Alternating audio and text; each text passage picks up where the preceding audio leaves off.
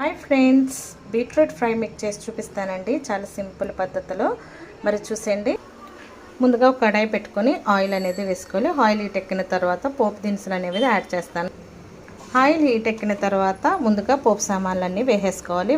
వెల్లుల్లిపాయలు, ఉల్లిపాయలు, పచ్చెనపప్పు, మినప్పప్పు, ఆవాలు, జీలకర్ర, ఎండుమిర్చి, కరివేపాకు అన్నీ కూడా ఇందులో వేసుకొని వేయించుకుందాం. అవి కొద్దిగా వేగిన తర్వాత ముందుగా కట్ చేసి పెట్టుకున్న బీట్రూట్ ముక్కలను కూడా ఇందులో వేసేసుకుందాం. సరిపడినంత సాల్ట్ యాడ్ చేసుకుంటున్నాం. కొద్దిగా పసుపు యాడ్ చేసుకుందాం.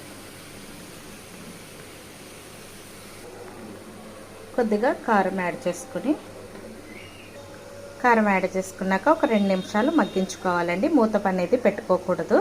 బీట్రూట్ ఫ్రై చాలా మంచిది హెల్త్కి. అంతే ఫ్రెండ్స్, మీకు రెడీ అయిపోయినట్లు.